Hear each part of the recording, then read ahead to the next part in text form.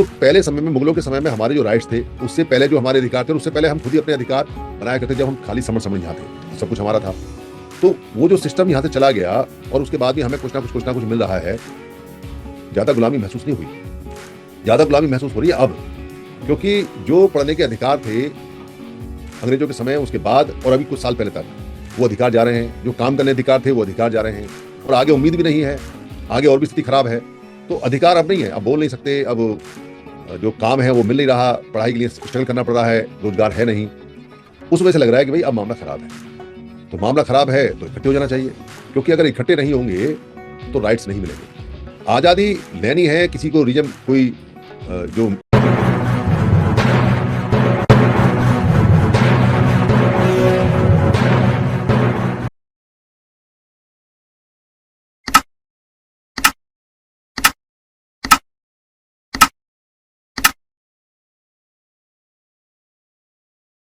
भारत के दो टुकड़े, बाद में तीन हुए हमारे भारत के।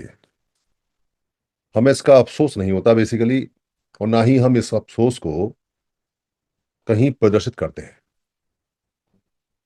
और ना ही किसी ने अफसोस होने दिया। क्योंकि अगर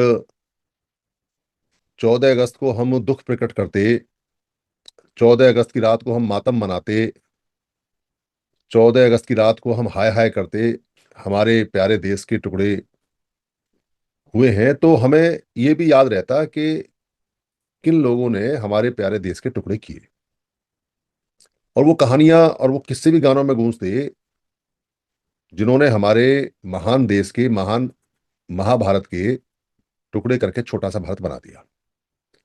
और हमको ये याद ना आए कि इसके टुकड़े हुए हैं, या टुकड़े करना दुख की बात है, या टुकड़े करने के कुछ लोग कारण रहे हैं, या भारत को बांटने की कोई साजिश रही है, या भारत को कैसे टुकड़े किया गया है, इसका हम जिक्र भी ना करें। इसलिए जिनके टुकड़े हुए उनको हमने अघोषित रूप से एनिमी, दुश्मन पहले दिन से करार दिया। और उस दुश्मनी में खूब घी और खूब डीजल और खूब तेल हमने डाला। हमें तो पता ही नहीं, बेसिकली हम तो उस रो में बहते चले गए कि 15 अगस्त को आजादी मिली है। वो 14 अगस्त की रात को क्या हुआ, वो हमें सोचने का या देखने का या समझने का कहीं कोई मौका देने को तैयार नहीं। आज भी कोई मौका देने को तैयार नहीं, आज भी कोई ये बात नहीं करता भाई वो कौन लोग थे जिनकी वजह से हमारे देश के टुकड़े हुए। और इससे भी बड़ी बात, वो लोग कौन थे जिनकी वजह से हमारे प्यारे भारत का जो रूल है वो दूसरे लोग करते रहे, चाहे वो मध्य एशिया से आगे मुगल हों, हूण हों, शक हों, या लास्ट में 200 साल तक अंग्रेज हैं, वो करते रहे। पर इसका कहीं कोई जिक्र विक्र नहीं है, और ना ही इसकी कोई बात है, और ना ही कोई बात करने देगा। क्योंकि मीडिया, किताब, इतिहास, गाने बजाने, रेडियो, भाषण, रैली, प्रदर्शन, परेड, सब कुछ फिक्स है। वो आपको सोचने नहीं देगी, और पक्ष और विपक्ष भी आपको सोचने नहीं देगा, क्योंकि वो एक ही है। क्योंकि सभी का पोल खुलेगा अगर जब जिस दिन भी हिसाब होगा कि देश का टुकड़ा क्यों हुआ। महान भारत को सम्राट अशोक ने जोड़ा तो कैसे कैसे टुकड़े इसके हुए, कैसे कैसे हुए। ये बहुत गंभीर और बहुत क्रिमिनल ऑफेंस है कि भारत के टुकड़े होने दिए। आज तो लोग कहते हैं टुकड़े टुकड़े गैंग है, और जिन्होंने पूरे भारत को तोड़ दिया उनका कहीं कोई जिक्र नहीं है, उनका नाम भी नहीं है, उनका इतिहास में, हिस्ट्री में कहीं एक शब्द भी नहीं लिखा हुआ कि, और किसी किताब में नहीं पढ़ाया जाता कि भारत के टुकड़े की सहमति करने वाले, भारत को तोड़ने वाले कौन से लोग रहे। और ये एक दिन में नहीं टूटा, इसको तोड़ने में बहुत लंबा समय लगा है, और बहुत लंबी भूमिकाएं रही हैं, क्या कारण रहे क्या नहीं रहे वो जिक्र नहीं होता। बस कल 15 अगस्त है और चारों तरफ आजादी के तराने गूंजेंगे, कुछ इमोशनल, कुछ जोश भरे, और उसमें हम कहेंगे। पर इस तरानों में, इन जोश में कहीं कोई ये सवाल नहीं आता कि आजादी है क्या। और 200 साल तक अंग्रेजों को झेलते रहे, मुगलों को झेलते रहे कई सौ साल तक, उससे पहले भी झेलते रहे। तो इतना लंबा समय क्यों लगा, ये आजादी कुछ समय पहले ही क्यों याद आई, क्या कारण है क्या नहीं, और आजादी है क्या। किसी साधारण आदमी से पूछो, किसी बुद्धिमान से भी पूछो, किसी बहुत बड़े अफसर से भी पूछो, किसी बहुत बड़े भाषण देने वाले से पूछो, किसी नेता से पूछो तो वो कहता है जी अंग्रेज चले गए तो आजादी मिली है।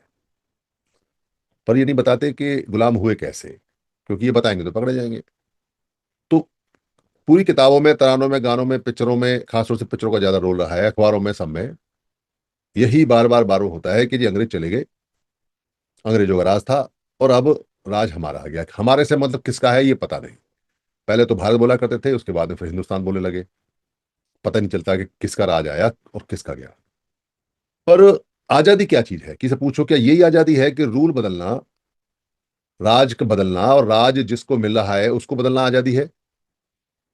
तो फिर आजादी के मायने उसको क्या है जो दूर गांव में बैठा हुआ, जिसे पता ही नहीं कि स्वतंत्रता क्या है, स्वतंत्रता दिवस क्या है, गणतंत्र क्या है, गणतंत्र दिवस क्या है, जिसको ये पता ही नहीं कि अंग्रेज आए थे या नहीं आए थे, जिसको ये पता ही नहीं कि मुगल आए थे या नहीं आए थे, जिसको ये पता ही नहीं कि वहां क्या हो रहा है क्या नहीं, उसके लिए आजादी का क्या मायने। और संख्या बल उन लोगों की है जिनको ये पता ही नहीं है कि आजादी है क्या। तुमसे पूछ लो भाई आजादी क्या है, उनको पता ही नहीं है। सबको रट्टा मरवाया जाता है कि जी अंग्रेज चले गए तो आजादी। अरे भाई अंग्रेज चले गए, आजाद हो गए, तो उससे पहले जो मुगल आए थे उनको भी भगा देते, उससे पहले जो हूण सकाए थे उससे उनको भी भगा देते, उससे पहले जो वमड़ आए उनको भी भगा देते। पूरी आजादी लेनी चाहिए थी। पर वही कहने वाले, वही करने वाले, वही प्रोपोगंडा करने वाले, वही सब बात करने वाले, तो आजादी का जो मतलब है उसको समझ लें कि भाई आजादी क्या है।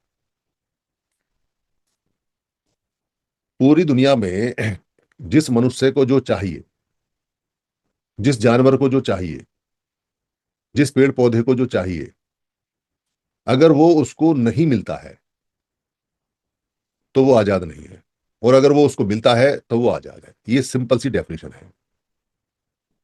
कोई व्यक्ति है जो मुगलों के राज में है और उसको चाहिए खाना पीना, कोठी बंगला, पढ़ाई लिखाई या ताकत, नौकरी वोकरी जो भी, और वो उसे सब मिल रहे हैं, वो गुलाम नहीं है वो। अगर वो राज चाहे और राज मुगलों के हाथ में है और वो कहे कि मैं राज करूंगा, तब वो अपने आप को गुलाम महसूस करेगा। गांव का आदमी है, गांव के आदमी को रोटी चाहिए, ज- घर चाहिए, काम चाहिए, बच्चे पढ़ाने चाहिए, स्कूल चाहिए, हॉस्पिटल चाहिए। हालांकि उसको पता नहीं है कि ये उसका अधिकार है, उसको चाहिए, पर ये जीवन की चर्या की नियमित जो आवश्यकता है वो उनको चाहिए। अगर वो उसे मिलती रही है तो उसे फर्क नहीं पड़ता कि मुगलों का राज है, हुणों का है, शक का है, वमड़ों का है, अंग्रेजों का है, किसका है, उसे क्या फर्क पड़ता है। उसे जितना उसने सोचा, जो उसकी सोच में आया वो उसे मिल रहा है। पर अगर वो बोलना चाहे, कोई बात करना चाहे और उसे बोलने ना दिया जाए, तब वो अपने आप को गुलाम महसूस करेगा। अरे यार ये तो बोलने नहीं दे रहे। जब तक बोलने नहीं दे रहे और वो बोलना चाहता है, तब तक उसे किसी भी हालत में ये पता नहीं चलेगा कि उसके साथ कुछ अनहोनी है। इसलिए तब तक वो आजाद है, उसके बाद वो गुलाम है। और अगर वो राज सत्ता चाहे कि मैं तो अपनी राज सत्ता चाहूंगा, तो फिर वो देखेगा भाई मैं तो राज की तरफ से गुलाम हूं, राज सत्ता की तरफ से गुलाम हुई तो मुझे मिलती नहीं। इसलिए करोड़ों लोगों को इससे कोई फर्क नहीं पड़ता कि निजाम कौन है, कौन बदला, कौन आया, उन्हें पता ही नहीं है। उन्हें फर्क पड़ता है इस बात से कि पहले वाली व्यवस्था में और अब वाली व्यवस्था में वो कितने बंधे हुए हैं और कितने खुले हुए हैं, उनके कौन से राइट्स हैं जो अब खत्म हो गए और कौन से राइट हैं जो पहले थे। कोई भी आदमी जो भारत में रहता है, अगर वो ये इच्छा कहे कि मैं तो पुलिस थाने में जाके और दरोगा की कुर्सी पे बैठूंगा, जबकि वो पुलिस में भर्ती नहीं है, दरोगा नहीं है, और अगर आजादी है तो मैं तो बैठूंगा, आजाद हो गया देश, अब कौन रोकेगा मुझे, बैठूंगा, तो बैठने नहीं दिया जा सकता उसको, क्योंकि वो उसकी आजादी में नहीं आता, वो उसकी आजादी में नहीं है। देश आजाद हो गया ठीक है, पर इसका मतलब ये नहीं है कि आप दरोगा की कुर्सी पर जाके बैठ जाओगे, नहीं बैठ सकते। इसलिए कोई ये कहे कि भाई अब तो आजाद हो गए, अब तो बैठना चाहिए था, मेरी पहले भी इच्छा थी, वो बात नहीं मानी जाएगी। इसलिए हर एक व्यक्ति का, हर एक समूह का, हर एक जीव का, हर एक पेड़ पौधे का आजादी का अपना अलग मतलब है। उसको क्या चाहिए क्या नहीं चाहिए। 200 साल तक अंग्रेजों को यहां राज करने दिया, पर किसी को यह महसूस नहीं हुआ कि हम गुलाम हैं, क्योंकि उन्हें सब मिल रहा होगा। जो लोग जागरूक रहे, जो लोग अग्रणी रहे, उनको सब मिल रहा होगा। अंग्रेजों से पैसा भी मिल रहा होगा, सर की उपाधि भी मिल रही होगी। बहुत सारे लोगों को अंग्रेजों ने सर की उपाधि दी है, बहुत सारे लोगों को, कई लोगों की और भी उपाधियां दी हैं। उपाधि लेके अंग्रेजों से बड़े खुश होते थे वो लोग कि भाई हमको अंग्रेजों ने सर कहा, सर की उपाधि हमें। हमारे समन संघ में तो ये उपाधि सबको मिलती है आते ही फ्री, अगर मेल है तो सर हो गया, और अगर फीमेल है तो बहन जी हो गए। तो सर की उपाधि मिलती है। तो कुछ गांव वहां भी मिलते होंगे, कुछ गांव की जागीरी मिलती थी कि इनका रेवेन्यू तुम ही कलेक्ट कर लो, कुछ थोड़ा बहुत दे दिया तो ठीक है, नहीं कोई बात नहीं। कुछ उनके साथ में दावत वावत भी मिलती होगी, तो दावत वावत भी होती थी, खूब मिलते थे आपस में, दावत वावत भी होती थी। कुछ उनके व्यापार भी खूब चलते होंगे, तो किसी का कोई व्यापार रुका नहीं, चलते रहे आराम से, जब तक ईस्ट इंडिया कंपनी का वर्चस्व नहीं बढ़ गया और फिर व्यापार ट्रेड ज्यादा नहीं हो गया, तब तक ये व्यापारी, जैसे अभी हम चीन से कर रहे हैं, तो जो सारा माल है वो चीन से आ रहा है, अब हमारे जो लोग हैं वो भूखे मरेंगे क्योंकि उनकी फैक्ट्री बंद हो रही है, वो सेलर हो गए खाली। चीन से माल आता है और हम बेचते हैं। जो बड़ा बनिया है वो बड़ा कमीशन लेता है क्योंकि माल ज्यादा मंगाता है, जो छोटा बनिया छोटा कमीशन लेता है, और हम अपना पैसा जो मेहनत का है वो उसको दे आते हैं, और वो पैसा चीन चला जाता है।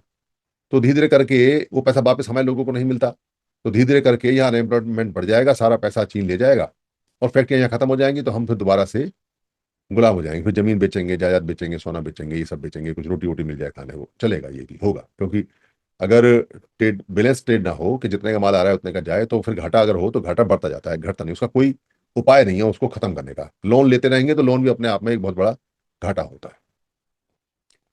तो वो जो आजाद लोग रहे हैं अंग्रेजों के समय में, उन्होंने कभी डिमांड नहीं की कि हम गुलाम हैं। वो अंग्रेजों की मैमों के साथ में खूब शिकार करना, बैठना, दरबार में जाना, कभी तुम हमारे दरबार में आओ, कभी हम तुम्हारे दिल्ली दरबार में जाएं, तुम हमारी सेवा करो, हम तुम्हारी करें। बहुत किस्से हैं। कोई ऐसा नहीं है कि 200 साल तक अंग्रेज अपनी जान छुपा के यहाँ बैठे रहे हों और हम राज करेंगे, हमको कोई स्वतंत्रता सेनानी आके मार देगा, या कोई देश का ऐसा नौजवान जो ये कहता है कि अंग्रेजों यहाँ से भागो वो मार देगा, ऐसा कुछ नहीं था। वो कोई नहीं, वो मस्त होकर चलते थे, खूब उनकी राजशाही चलती थी, और ये सब दूर भाग जाया करते थे। फर्क जब पड़ा होगा, जब उनके ट्रेड बनने बंद हो गए होंगे, जो ट्रेडिंग है उसमें माल ज्यादा आया होगा। फर्क जब पड़ा होगा जब अंग्रेजों ने सभी लोगों को कुछ ना कुछ देने की कोशिश की होगी, और जो मुट्ठी भर लोग थे जिनके राइट्स ज्यादा थे, उनको लगा होगा कि भाई औरों को राइट्स क्यों दे रहे हैं, हमारा जो प्रिविलेज है, हमारी जो महत्ता है, हमारा जो रुतबा है वो खत्म हो रहा है, या सभी लोग स्कूलों में क्यों जा रहे हैं, या सबके एडमिशन क्यों हो रहे हैं, या सब क्यों पढ़ रहे हैं, क्योंकि उनको तो ले लेबर चाहिए, उनको तो पढ़ी लिखी, अब पढ़ा लिखा नहीं होगा तो उनके ऑफिस में काम कैसे करेगा, तो पढ़ाने पड़ेंगे क्योंकि काम ज्यादा बढ़ रहा है। तो फर्क तब पड़ा होगा, तब उनको लगा होगा कि अगर ये सारे पढ़ जाएं लिख जाएं, सारे के सारे काबिल हो जाएंगे, तो हमारी वैल्यू खत्म हो जाएगी। तो हमारी वैल्यू खत्म हो गई तो हम खत्म हो जाएंगे, तो हम खत्म नहीं होने चाहते। तब उन्होंने आज़ादी के लिए सोचा होगा, और कहीं किसी की बेइज्जती बेइज्जती हुई होगी तो उसको लगा होगा। बाकी तो सब मजे में था, कहीं कोई दिक्कत थी नहीं, कोई ऐसी नहीं थी। ये डिमांड धीरे धीरे करके आई जब पता चला कैसे है, और ये डिमांड मुगलों के समय नहीं आई। मुगलों के समय कहीं कोई क्रांति व्रांति नहीं हो रही है, मुगलों के समय कहीं कोई नहीं कह रहा है कि देश को आज़ादी चाहिए मुगलों से, या देश को चाहिए या मुगल यहाँ से छोड़ के जाओ, जबकि वो मुट्ठी भर थे और वो हमलावर थे जो आए थे, कोई बहुत बड़ी संख्या में नहीं थे। अंग्रेज तो फिर भी बंदूक लेके आए, उनके पास तो बंदूक भी नहीं थी, वो तो तलवार वगैरह ही लेके आए थे। तो उस समय भी जो आम आदमी था उसे कोई दिक्कत नहीं थी, वो गांव में रहता था, अपना आम खाया, अपना गेहूं खाया, अपना चना खाया, उसे नहीं पता कि मुगल आ रहे हैं या अंग्रेज आ रहे हैं या राज बदल रहा है या क्या हो रहा है क्या नहीं है, क्योंकि उसकी आवश्यकता वो नहीं थी। तो आजादी का मतलब हर एक व्यक्ति के लिए, हर एक समूह के लिए, हर एक ग्रुप के लिए अलग अलग है। जिनको राज करना है वो कहते हैं राज हमारा नहीं है। जैसे आज के समय जिनको राज करना है वो कहते हैं भाई बोलने की आजादी नहीं है, हम बोल नहीं सकते, हम चुन के नहीं आ रहे हैं, हमको संवैधानिक अधिकार नहीं मिल रहे हैं, हमको संविधान में जो पैसा खर्च करने की पावर है वो नहीं मिल रही है, हमको जो विपक्ष का खिताब है वो नहीं मिल रहा है। तो उनको राज करना है, इसलिए उन्हें लगता है कि भाई अब यहाँ से इनको हटाना चाहिए, ये ठीक नहीं हो रहा है, हम तो यहाँ गुलाम हो गए, ऐसा उनको लगता है। पर गांव में जो दूर बैठा हुआ है, जिसके पास ना रोटी है ना पानी, उसे क्या फर्क पड़ रहा है कौन सी पार्टी आ रही कौन सी आ रही, उसको तो अधिकार का पता ही नहीं, उसे तो कुछ समझ ही नहीं आ रहा, वो तो कुछ जानता ही नहीं है।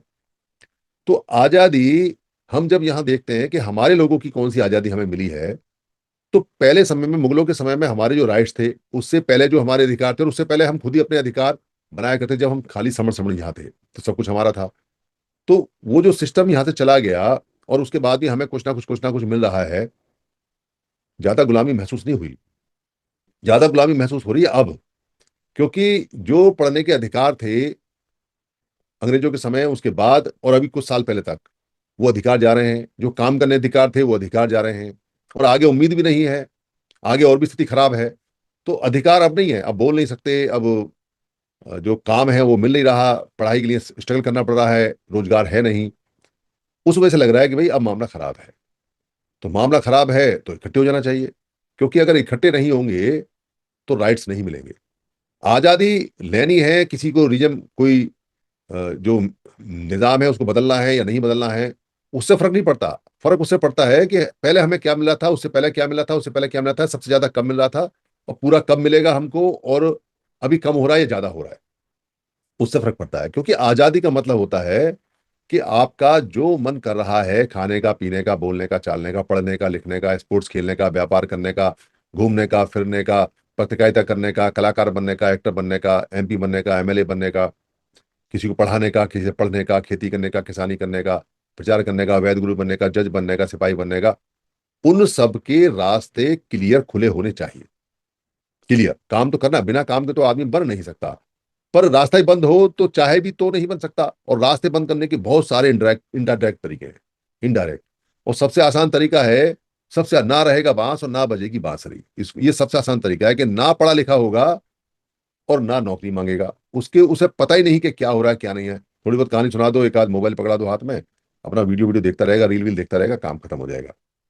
वो काम चलता रहेगा। इसलिए हमारी आजादी में जो जो हमारी सबसे बड़ी डिमांड थी वो ये थी कि हमारे सारे लोग पढ़ें और लिखें, उनका स्वास्थ्य ठीक रहे, उनको काम मिले, उनको काम का राइट मिले, और जिसके पास काम ना हो उसको भत्ता मिले, बेरोजगार भत्ता मिले।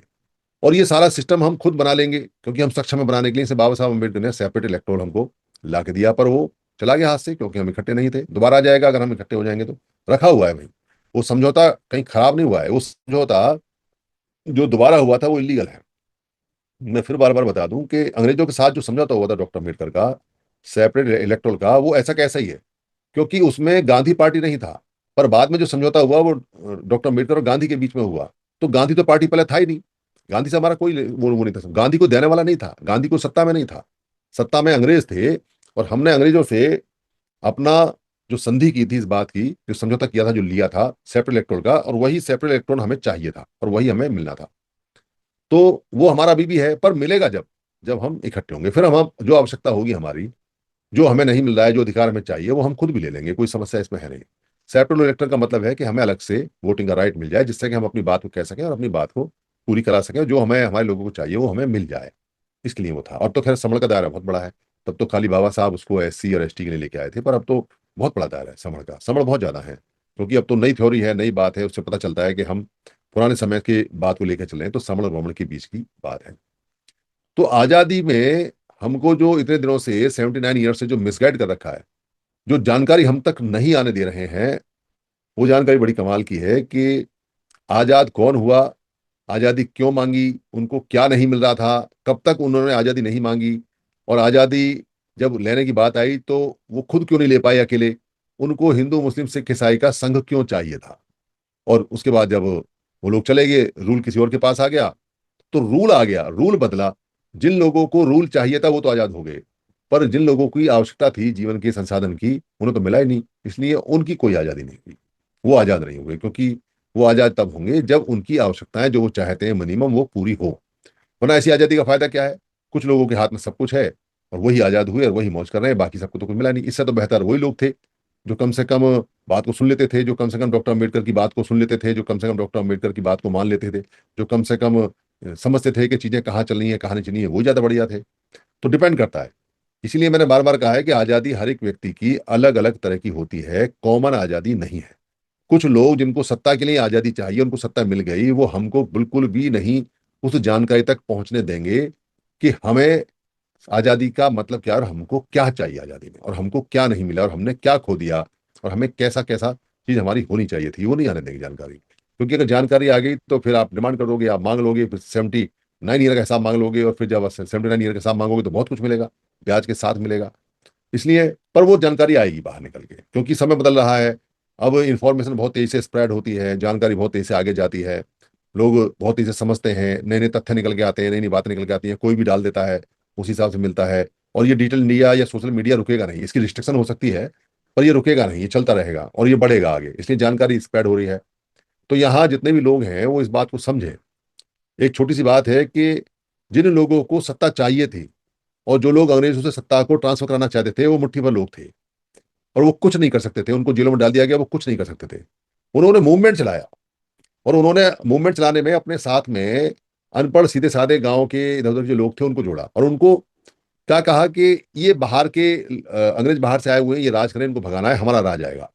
और उनमें से किसी की क्षमता नहीं थी कि कोई ये पूछे, जैसे डॉक्टर अम्बेडकर वगैरह ये तो सब जानते थे, क्योंकि तो पढ़े लिखे तो सब जानते थे चले, पर इनके पास में संग नहीं था बताने के लिए, और ना सोशल मीडिया था और ना फोन वोन थे, ये सब चीजें थी नहीं। पर सीधे साधे लोगों को तो यही समझाया गया, आजादी लेनी है, अंग्रेज दुश्मन है हमारा। बहुत सारे लोग उसमें आतंकवादी बन गए उन अंग्रेजों के हिसाब से। हम तो स्वतंत्रता सेना नहीं बोलते हैं, हम तो सैनिक बोलते हैं भारत के, क्योंकि हमारे लोग हैं लड़े वो। पर अंग्रेज कहते हैं कि सत्ता के खिलाफ लड़े इसलिए आतंकवादी है, कईयों की संधि भी है कि भाई आतंकवादी रहेंगे जीवन भर, क्योंकि इन्होंने रूल तोड़ा है। गवर्नमेंट ऑफ इंडिया का जो रूल था उस समय का, वो उन्होंने तोड़ा है, तो ऐसा वो बोलते हैं। तो वो जो जितने भी लोग थे सीधे साधे, अगर वो नहीं जुड़ते और अगर ये लंगोटी पहन के और डांडी लेके एक प्रायोजित जो कार्यक्रम है वही नहीं चलाता, जिसको मोहनदास करमचंद बोलते, इसी को रखा, आज भी देखो कि कोई सीधा साधा सा सूखा सा या कोई मोटा सा, कोई गुलगुला सा, कोई टोपी वाला, कोई ना कोई आदमी को चेहरा बनाया जाता है कि भाई ये चेहरा है, और लोग इमोशनल होकर उसके पीछे चले, वो ऐसी बात करें, उसको संत बोल देते हैं, उसको बहुत कुछ बोल देते हैं। जैसे आपने देखा अन्ना हजारे था, अन्ना का मतलब बड़ा भाई होता है कि अन्ना हजारे, तो अन्ना हजारे आए, वो गुलगुला सा एक आदमी, उसके पीछे भागे, एक मूवमेंट बनाई, मूवमेंट किसने बनाई पता नहीं चला, पीछे वाले लोग जो मूवमेंट बना गए, चेहरा उसका रखा आगे, ताकि लोग कहेंगे देखो जी ये हमारा दूसरा गांधी आ गया। तो ऐसे ही वो गांधी का रखा। अच्छा, लोग इमोशनल हो इसलिए उसने कपड़े उतार दिए, और चूंकि वो पहले से सूखा सा था इसलिए वो क्या बोलते हैं आराम से लंगोट में चलता था, तो लोग पीछे पीछे चलने लगे, और बना हिंदू मुस्लिम सिख ईसाई, और फिर गांव गांव दांडी मार्च, अभी यात्राएं निकलती हैं और हमेशा निकलती रहेंगी, क्योंकि मूवमेंट तो बनाना ही होता है। हर 10-12 साल में मूवमेंट चेंज होती है। पहले ज्यादा टाइम लगता था, अब 10-12 साल में नंबर आ रहा है। आने वाले समय में गवर्नमेंट जो चेंज होंगी, मूवमेंट जो होगा वो 4-5 साल में हो जाएगा, और हो सकता है 5 साल में 2 बार भी हो जाए, क्योंकि सोशल मीडिया और इन्फॉर्मेशन बहुत तेजी से स्प्रेड हो रही है। लोग अब समझदार हो रहे हैं कि अगर हमारी बात नहीं मानोगे, हमें नहीं मिलेंगे, तो हम बदल देंगे, तो जल्दी मूवमेंट खड़ी हो जाती है अब। पहले टाइम बहुत लगता था। तो वो सारी चीजें इधर चल रही हैं, साथ सारी बातें चल रही हैं। तो पूरे पूरे उसका एक माहौल बनाया गया, और जब माहौल बन रहा था तो कुछ लोगों को जेल में डाल दिया अंग्रेजों ने, उनको मारा नहीं, पर अंग्रेजों ने जेल में रखा, बहुत सारे लोग भर्ती हुए, पर मूवमेंट चलता रहा, और छुप छुप के मूवमेंट होता था। कभी अंग्रेज आएंगे पकड़ लेंगे, पर कितने अंग्रेज थे, थोड़े से अंग्रेज थे, कहाँ कहाँ जाते, गाँव वाँव ये वो थोड़ा बहुत। अखबार भी उस पर निष्पक्ष हुआ करते थे, क्योंकि अखबार भी अंग्रेजों के होते थे, पर वो खबरें देते थे निष्पक्ष। अगर दांडी मार्च निकली है तो खबर देते थे, अगर लाठीचार्ज हुआ है तो खबर देते थे कि भाई लाठीचार्ज हुआ है। सब कुछ गवर्नमेंट के फेवर में तो होता है, पर सब कुछ गवर्नमेंट के फेवर में उस समय भी अखबार नहीं करते थे। अभी तो सब कुछ अलग अलग अलग तरह से चलता है। तो वो सारी चीजें वहां हो रही थी, चल रही थी। इसमें जो सबसे की पॉइंट है, मुख्य बिंदु है, वो ये है कि जब भी कोई मूवमेंट बनी है उसमें आम आदमी, सारे आदमी बिना शामिल किए मूवमेंट नहीं बनी। यानी मुट्ठी भर लोग अगर चाहे किसी भी तरह की, चाहे पक्ष के हो या विपक्ष के हो, या कोई भी नया भी बंदा है, वो मूवमेंट नहीं बन सकती अगर उसमें जनता का इन्वॉल्वमेंट ना हो, और जनता को पता नहीं कि किस बात की मूवमेंट बनी है, और ये मूवमेंट का बस उनको एक आध स्लोगन पकड़ाया जाता है, एक आध उनको नारा पकड़ाया जाता है, और उस नारे से जोड़ा जाता है, और उसके लिए माहौल बनाते हैं पूरी मूवमेंट का। और उसमें ऐसे ऐसे वक्तव्य देते हैं, इतने चतुर भाषणबाज हैं कि एक सूखे भूखे नंगे आदमी को राष्ट्रवाद से जोड़ देंगे, और राष्ट्रवाद से जोड़ के उसको कहेंगे यार तुम देश के लिए ऐसा सोच रहे हो, तुम देश के बारे में ऐसा नहीं करोगे, देश बताओ तुम बड़े हो या देश बड़े है। वो बेचारा भूखा नंगा आदमी आधी रोटी भी देके कहता है देश बड़ा है, और वो कभी सवाल नहीं करता उनसे लौट के, कह रहे भाई मैं भूखा नंगा आदमी हूँ, देश तो मेरा ही है, मैं यहाँ पैदा हुआ हूँ, पर ये बताओ सारी फसल तुम ही ले जाओगे क्या, सारा पैसा तुम ही ले जाओगे क्या, मेरे को भाषण देने आ गए हो, तुम खुद महल में हो और मैं यहाँ झोपड़ी में आधी रोटी खा रहा हूँ, मेरे हिस्से की कोठी कहाँ है। बेचारे को समझ ही नहीं है, उसको कोई ना कोई घुट्टी पिला के, कभी किसी की, कभी धर्म की, कभी देश की, कभी इसकी, कभी उसकी, उसको समझ नहीं देते कि आजादी उसको सब कुछ देने के लिए तैयार है। उसकी आजादी सब कुछ देने को तैयार है, उसका राइट बनता है कि वो भी हॉस्पिटल में बढ़िया रहे, घर में रहे, महंगाई भत्ता ले, बेरोजगार भत्ता ले, नहीं तो काम ले, वरना तो फिर कुछ ना कुछ ले, पर उसको मिलता ही नहीं। तो संघ की इंपॉर्टेंस यहाँ इसलिए ज्यादा है क्योंकि ये सारा काम संघ करता है, चाहे लोगों के विरुद्ध करे, चाहे लोगों के वेलफेयर में करे, पर बिना संघ के हो नहीं सकता। इसलिए अपना भला चाहिए, अगर समणों का भला चाहिए तो कोई भी कैसी बात हो सकती है, कोई बुद्धिमानी वाली बात हो सकती है, कोई बेवकूफी की हो सकती है, कोई भाषण अच्छा हो सकता है, कोई खराब भाषण हो सकता है, कहीं कुछ भी हो सकता है, पर आना सबको साथ ही पड़ेगा। मूवमेंट बनानी पड़ेगी, अगर मूवमेंट नहीं बनेगी, सब साथ नहीं आएंगे और संघ को नहीं समझेंगे, और बहस ही करते रहेंगे और सवाल जवाब भी करते रहेंगे, और रात को सो जाएंगे आराम से कि हमने तो ये सवाल किया, कल को नया सवाल लेके आएंगे, या बीच में इंटरप्ट करेंगे, या हम बोलेंगे, या हम अपनी बुद्धि दिखाएंगे, या हम ऐसा करेंगे वैसा करेंगे, और काम नहीं करेंगे, जोड़ेंगे नहीं, जुड़ेंगे नहीं, तो बहुत दूर की कौड़ी है। बहुत मूवमेंट बनाने में, मूवमेंट को स्टार्ट करने में सबसे ज्यादा एनर्जी लगती है, जैसे मकान को खड़ा करने में सबसे ज्यादा फाउंडेशन में लगती है। जितना ऊंचा मकान बनाना है उतनी गहरी आपने फाउंडेशन डालनी पड़ती है, और 4-4 5-5 6-6 मंजिल की फाउंडेशन नीचे डालनी पड़ती है, जिनकी हाई राइज बिल्डिंग होती है या बड़े बड़े पुल होते हैं। अगर फाउंडेशन नीचे ज्यादा गहरी नहीं डालेंगे तो वो टिकेगा नहीं, टूट जाएगा, खत्म हो जाएगा, कोई फायदा होगा नहीं। तो जैसे आंधी जब बनती है तो बवंडर जो आता है एक साथ नहीं आता, पहले थोड़ा सा मौसम गर्म होगा, फिर धूप निकलेगी, फिर और ज्यादा गर्म होगा, फिर हवा एकदम रुक जाएगी, फिर और ज्यादा तेज धूप आएगी, और धूप आने से वो हवा को फैला देगी। उसके बाद फैली हुई हवा इंतजार करती है कि कहीं कोई चक्रवात बने, और जैसे ही कहीं चक्रवात का, साइक्लोन का आई बन जाता है, पॉइंट केंद्र बन जाता है, थोड़ी सी हवा घूमती है, बस बाकी हवा उसके साथ घूमने लगती है, और वो इतनी बड़ी बवंडर बन जाती है कि वो अपने साथ गाय भैंस बकरी मकान गाड़ी घोड़े सबको उड़ा के ले जाती। ऐसे चक्रवात चलते रहते हैं।